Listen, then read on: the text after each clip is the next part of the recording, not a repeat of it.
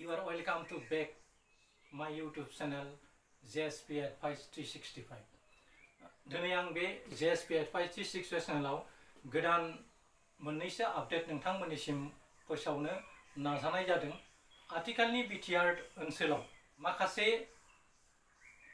खोथाफोरखौ लानानै बिपिएफ आरो इउपिपिएल आरो गोबां दोलोनि गेजेराव दान्थे बिदान्थे सोलिबोबाय थादों आरो बेफोर दान्थे बिदान्थे सोलिबोबाय थानायनि गेजेराव बिटिसि ओनसोलाव थामहिनबा बिथां प्रमद बर'नि बिटिआर गभर्नमेन्टआ बावैसो गंजि कलेजखौ प्रभिन्सिलाइज खालामनाय जाबाय होननानै फोरमायदोंमोन आरो बावहाय 229 जन लेक्चारार प्रफेसार आरो थामथि ब्रैथि थाखोनि साख्रिआवलाफोरखौ एपइन्टमेन्ट लेटार मोनसिगोन बा मोनबाय होननानै बिथाङा गावनि फेसबुक पेज आरो गोबां फोसावदिंनायनि जै बेखौ फोसावनाय जादोंमोन। नाथाय आथिखालाव आरटिआई एक्ट 2005 नि जोहै आरटिआई होनाय बादि आथिखालाव बे बिथां प्रमद बर'नि बिटिआर गभर्नमेन्टआ होनाय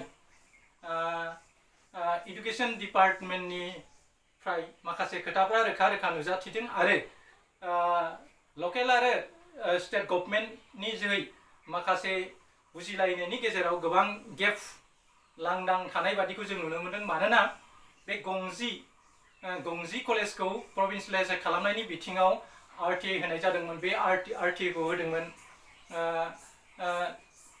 बिटिसि कन्ट्रेक्टर एसोसिएशननि जेनेरेल सेक्रेटारि बिथां बिक्रम दैमारिया। दा बिथां बिक्रम दैमारिया आरटिआई होनायनि जै आथिखालाव बे गंजि कलेजखौ थारैनो बिटिसि गभर्नमेन्टआ आसाम गभर्नमेन्टनि दहाय लानानै बेखौ प्रभिन्सिलाइज खालामनाय जादोंना जायाखै बिनि सायाव बेस खालामनानै बिथां बिक्रम दैमारिया आरटिआई होनाय जादोंमोन। बे आरटिआई होनायनि जै आथिखालाव बे खोथाया रोखा जाबाय जे स्टेट एडुकेशन डिपार्टमेन्टआ थामहिनबा आसाम गभर्नमेन्टनि बे बिफाना स्टेट एडुकेशन डिपार्टमेन्टआ आथिखालाव फोसावनाय बादिब्ला बिटिसि ओनसोलाव थानाय बे गंजि डिग्री कलेजखौ स्टेट गभर्नमेन्टआ प्रभिन्सिलाइज खालामनाय जानाय नङा आरो बेखौ लानानै दासिमबो दान बान्था होनायनि नामाव बिल पास खालामनाय जायाखै आरो बियो रोखा नङा होननानै बिटिसि गभर्नमेन्टनिसिम थामहिनबा बिटिसि एडुकेशन डिपार्टमेन्टनिसिम दैथायहरनाय लाइजामनि जै बिटिसि गभर्नमेन्ट थामहिनबा बिटिआर गभर्नमेन्टनिफ्राय एडुकेशन डिपार्टमेन्टआ रोखा खालामनाय जादों दि बिटिसि ओनसोलाव थानाय बे गंजि डिग्री कलेजखौ थारैनो प्रभिन्सिलाइज खालामनाय जायाखै बे खोथाया रोखा जादों। मानोना फोसावनाय बादिब्ला बे फोसावदिंखौ प्रमद बर'नि अनगायैबो अरुप कुमार देआबो गावनि बिजेपिनि दोलोनि माखासे दैदेनगिरिखौ लानानै प्रेस मिट होनानै जि बिथाङा फोसावदोंमोन। बिथांमोना बुंदोंमोन BTR of 259 teachers and staff of 10 colleges has been confirmed. थामहिनबा बिटिआरआ 259 फोरोंगिरि आरो स्टाफ थामहिनबा 10 खान डिग्री कलेजनि सुबुंफोरखौ अलरेडि एपइन्टमेन्ट होनाय बा कलेजखौ प्रभिन्सिलाइज खालामनाया रोखा जाबाय होननानै फोरमायथिदोंमोन। नाथाय बे खोथाया नंखाय बियो बिथां बिक्रम दैमारिनि आरटिआई रिपर्टनि थ्रुयै दा बे रोखा जाबाय आरो बे खोथाखौ लानानैनो बिथां प्रमद बर'आ थामहिनबा दा सुप्रिम' अफ बिटिसि थामहिनबा चिफ अफ बिटिसि बे बिटिसिनि चिफ थामहिनबा बिटिआरनि चिफ बिथां प्रमद बर'आ बुंदोंमोन बे गंजि कलेजखौ लानानै गावहादि बेफोर गंजि कलेजनि 259 जन कर्मचारिफोरखौ थामहिनबा बे कलेजाव नांजाबनानै थानाय लेक्चार प्रफेसार सुकिदार बायदिसिना फोरोंनो साख्रि होनो हानानै बिथाङा खोब गोजोननाय फिल खालामदोंमोन आरो गंजि कलेजखौ बिटिसि गभर्नमेन्टआ प्रभिन्सिलाइज खालामनाय खोथाया रोखा जाबाय एबा कनफार्म जाबाय होननानै बिथांमोना गोबां खोथाखौ ससियेल मिडिया आरो टिभि चेनेल आरो बायदि इउटिउब चेनेलनि मोगा-मोगिनि जै बिथांमोना बुंबोदोंमोन। नाथाय बे खोथाया आथिखालाव आरटिआईनि जोहै नंखाय होननानै फोसावजाबाय। बे बिथिङाव बिथाङा गावनि प्रमद बर' फेसबुक पेजआव बुंदोंमोन बे बाथ्राखौ फोसावनो मोननानै गोजोननाय मोनदों दि बिटिआरनि मोन गंजि भेन्सार डिग्री कलेजफ्राव गासै सा 259 टिचिं आरो नन टिचिं स्टाफफोरनि साख्रिखौ बर' गोजोन गोरोबथा 2020 नि दफा नं 6.3 नि सिङाव सरकारि खालामनाय जासिगोन आरो भारत सरकार, आसाम सरकार आरो गासिबो मुंसाइ होग्रा आफादफोर गुबैयै एबसु, UPPO, NDFB नि बारग' दैदेनगिरि आरो बिटिआरनि सोलोंथाइ बिफाननो जोंनि ओनसोलनि गोलाव समनि जेंनाखौ फोजोबना होनायनि फारसे सांग्राङै खामानि मावनायनि थाखाय आं साबायखर बावहरबाय। मोनसे गोजों सोलोंथायारि इयुन फारसे बिनि गिबि फारिलाइ सोसननायनि थाखाय बे 10 फरायसालिमाफोरखौ आंनि हामलायनाय बावहरबाय। बेबायदिनो बिथाङा बे 10 फरायसालिनिसिम गावदि BTC थामहिनबा बिटिआर गभर्नमेन्टनि जै बे 10 फरायसालिनि फोरोंगिरि आरो माखासे थामथि आरो ब्रैथि थाखोनि साख्रि बावलाफोर थिसननो हानायनि थाखाय BTC नि बिथां प्रमद बर'आ गोजोन हामलायनायखौ बावहरदोंमोन। नाथाय गुबैयै बे आसाम स्टेट गभर्नमेन्टनिफ्राय थामहिनबा बेयो बिल पास खालामनानै आरो कनसेन्ट बादियै RTI होनायनि जै दा मिथिनो मोनबायदि स्टेट एडुकेशन डिपार्टमेन्टनि जि RTI रिपर्ट, बे रिपर्टनि जै बे खोथाया नंखाय होननानै फोरमाय जाबाय। आरो गुबुन फारसेथिं थांनाय 14/03/2024 आव बिथांमोना फरेस्ट डिपार्टमेन्टआव थामहिनबा 612 सुबुंखौ बड'फा कालचारेल कमप्लेक्स सान्दामारियाव थानाय सुबुं गौमा खुंफुंनायनि जोहै बिथांमोना एपइन्टमेन्ट लेटार राननानै होदोंमोन। बावहाय 20 जन सुबुंनो थामहिनबा BTC निफ्राय 20 जन सुबुंनो मिनिमाम पे स्केल होनो थाखाय एप्रुभेल लेटारसो ग्रेन्ट खालामनाय जादोंमोन। थारैनो बियो एपइन्टमेन्ट लेटार नङामोन। आरो बेहाय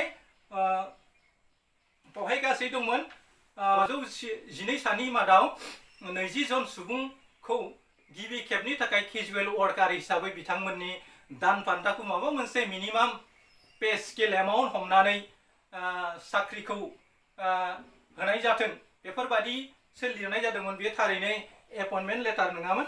बेनि डिटेलफोरखौ रिपर्टखौ जोङो दिहुनना नायोब्ला नुनो मोनगोन। आरो फारसेथिं 10 फरायसालिमाफोरखौ प्रभिन्सियेलाइज खालामनायनि बिथिङाव बिथां बिक्रम दैमारिया जा रिपर्टखौ लानानै बिनि रोखा रोखा बे रिपर्टफ्राव लिरनानै दङ। आरो फरेस्ट डिपार्टमेन्टनि 612 जन सा सुबुंनो बे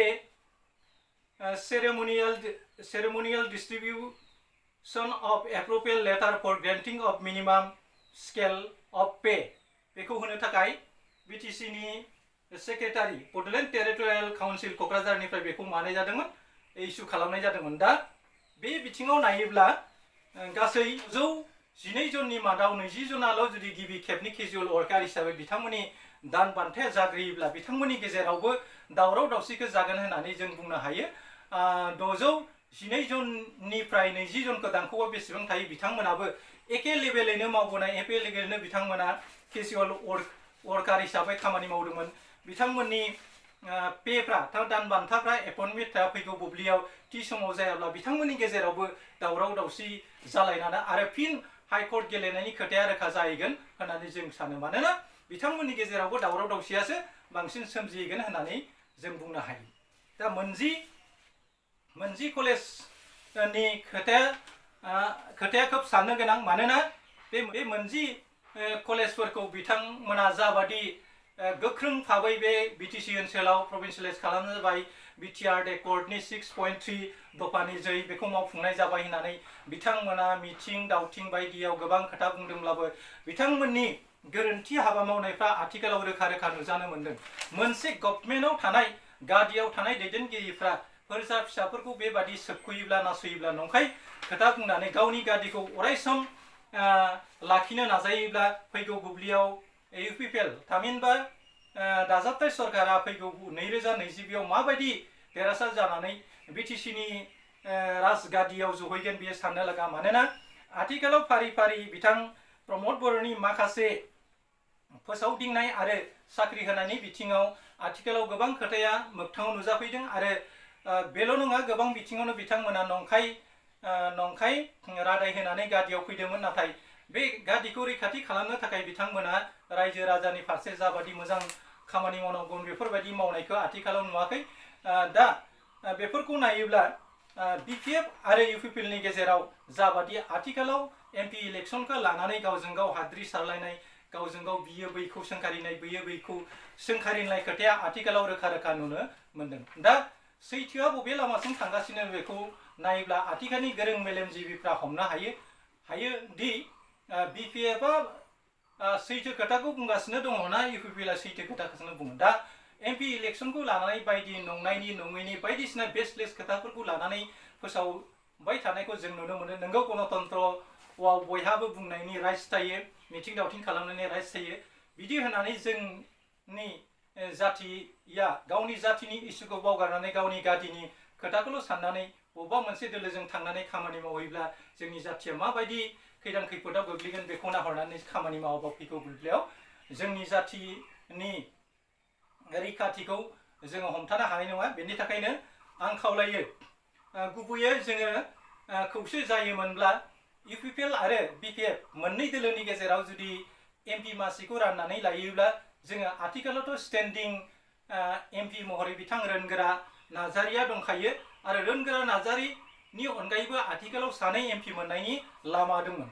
हमना ला एनडिएनि बिजाथि बिथां जयन्तनो क'क्राझार लकसभा समस्तिखौनो हगारना जाबाय आरो गुबुन बिथिंसिम हमना ला दुर्गा दास बर'नो बिपिएफनि केन्डिडेटखौ गथायना होयोब्ला ओजों दरं उदालगुरिनि बर'फ्रा जों लोगोसे नन भट माखासे मानसिफ्रा गाव गावनि दोलोनि बिजाथिखौ होनानै देरहासार खालामगोन। अब्लाना मोननै लकसभा समस्तिनिफ्राय सानै बर' बिजाथि देरहासार जानायनि लामा दङमोन। नाथाय आथिखालाव जोङो बेखौ रुजुनानै नायोब्ला जोंनि गेजेराव सासेल' एमपि बिजाथि मोनगोन बादिखौल' जों नुहुरो। दा बेखौ नोजोर होनानै नायोब्ला जोंनि मोननै दोलोनि गेजेराव मिउचुअल आन्डारस्टेन्डिंनि गेजेरजों बेफोरखौ खालामनो रोङोब्ला जोंनि इसुखौ लानानै खामानि मावहैनो थाखाय दिल्लीयाव जों साथाम एमपि मोननायनि लामाया दाबो दंमोन। नाथाय इउपिपिएल आरो बिपिएफ मोननै दोलोनि गेजेराव नारा नाथा गावजों गाव टाग अफ वार जालायबाय थानायनि जाउनाव जोङो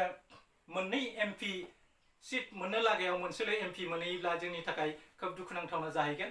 आथिखालाव इलेक्सन खाथि सफैनाय लोगो लोगो जानो हागौ बिथां बिटिसिनि सिफआ बेफोरबायदि एपइन्टमेन्ट लेटार बायदिसिनाखौ होनानै माखासे रायजो राजाफोरखौ लानो थाखाय बिथांमोना बेखौ खालामदों जानो हागौ। नाथाय आथिखालनि मुगायाव गोबां मेलेमजिबि आरो साननो हनो सुबुं दंसै जायफ्रा बबे खोथाया नंगौ बबे खोथाया नङा बेफोरखौ मिथिनो थाखाय गोबां दोलोनि खायसे नेताफ्रा आरो खायसे मेलेमजिबिफ्रा आरटिए खालामनायनि जोहै सरकारनि सोर दैदेनगिरिया नंखाय खोथा बुंदों सोर दैदेनगिरिया नंखाय खोथा बुङाखै बेखौ लानानै आरटिए खालामनायनि जोहै गोदान गोदान खोथाफोरखौ इसुफोरखौ दिहुनबाय थानायखौ जों नुनो मोनो। दा बेखौ नायोब्ला आथिखालनि स्टेन्डिं बिटिसिनि गभर्नमेन्टनि माखासे उइक पइन्टफ्रा बेफोरनि गेजेरजों रोखा रोखा नुजायो। मानोना उइदाउट प्रुफ बिथां बिक्रम दैमारिया खुनु खोथाखौनो बुङा। बिथाङा रोखा रोखा आरटिआइ रिपर्ट लानानैसो गासैबो खोथाफोरखौ बिथाङा बुङो। दा जों नुनो मोनबाय बिटिसि गभर्नमेन्टनि मोननै डिपार्टमेन्ट थामहिनबा फरेस्ट डिपार्टमेन्टआव होनाय साख्रि आरो गंजि कलेजाव 259 जन लेक्चारार प्रफेसार आरो सुपिटारफोरनि थाखाय गोबां मानसिफ्रा रंजानाय फैदोंमोन आरो बेफोर कलेजनि स्टुडेन्ट इउनियन आरो लेक्चारार प्रफेसार खोब खुसि जादोंमोन आरो रोजा रोजा सुबुंफ्रा लामायाव ओंखारनानै बम गावनाय सावगारिखौबो जों ससियेल मिडियानि गेजेरजों नुनो मोन्दों। दा रोखा जाबायदि बिक्रम दैमारिनि जि आरटिआइ रिपर्ट होनाय बादिब्ला स्टेट गभर्नमेन्टआ बे गंजि कलेजखौ प्रभिन्सियलाइज खालामनो हाया आरो बे रिपर्टखौ आरटिआइनि जोहै होनाय जाबाय आरो लोगोसेयावनो बिटिसि इडुकेसन डिपार्टमेन्टनिफ्रायबो बे गंजि कलेजखौ आथिखालाव प्रभिन्सियलाइज खालामनो हानाय राहा गैया। बे खोथाखौ बिथांमोननि रिपर्टनि जोहै जों मिथिनो मोनो। दा जियानो जा जाहाथे जोंनि बिटिसि गभर्नमेन्टनि जि बिबानाव थानाय दैदेनगिरिफ्रा जाहाथे नंगौ जेनुइन खोथाफोरखौल' फोसावनानै जोंनि बर' रायजोनो बा बिटिसि ओनसोलाव थानाय बर' नन बड' सुबुंफोरनो सैथो रादाबखौ बिलाइनानै होयो आरो बिनि जोहै गाव गावनि राजमासिखौ रैखाथि खालामनो थाखाय राजनिति गेलेगोन होननानै जों सानो। नाथाय नंखाय रादाय नंखाय खोथाफोरखौ फोसावनानै गावखौनो सासे गेदेर दैदेनगिरि एबा बा मोननो थाखाय खोथा फोसावबाय थाबा जानाय नङा। मानोना आथिखालनि मुगाया खोब सोलायबाय, आथिखालनि मुगाया डिजिटेलाइज जाबाय, जायनि जोहै खम समनि गेजेराव RTI होनायनि जोहै माखासे खोथाफोरखौ जों सरकारनिफ्राय मिथिनो हायो। बेनिखायनो गादियाव थानाय माखासे दैदेनगिरिफ्राबो माबा मोनसे खोथाखौ बुंनायनि आगोलाव साननानै बुंनायनि गोनांथि दं, नङाब्ला गोबां बिथिङाव गावनि राजमासिखौ रैखाथि खालामनो नाजानायनिख्रुइ राजमासिखौ मोनसे बुब्लियाव खोमाना लाहैनो गोनां जाहैगोन। मानोना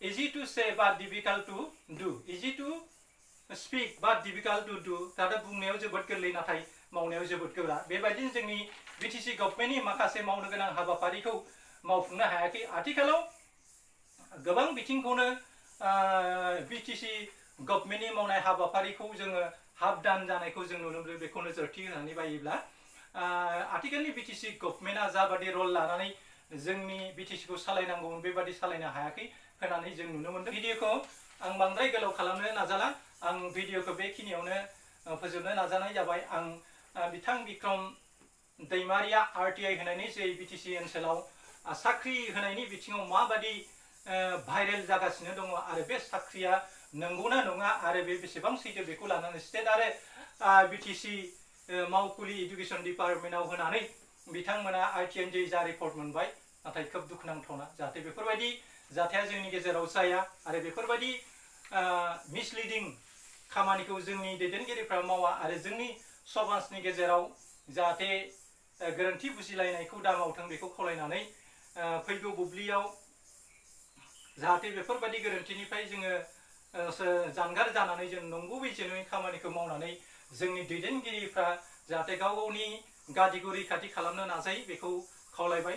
जोबथा बुब्लियाव आंनि चेनेलनि नायगिरि बिथांमोननिसिम आंनि गाहाम हामलायनायखौ बावहरनानै दिनैनि कन्टेन्टखौ आं बेखिनियावनो फोजोबना जाबाय। एसेनोसै, गोजोन्थों, खुलुमबाय। जै बर' हारिनि, जै बर' हारि।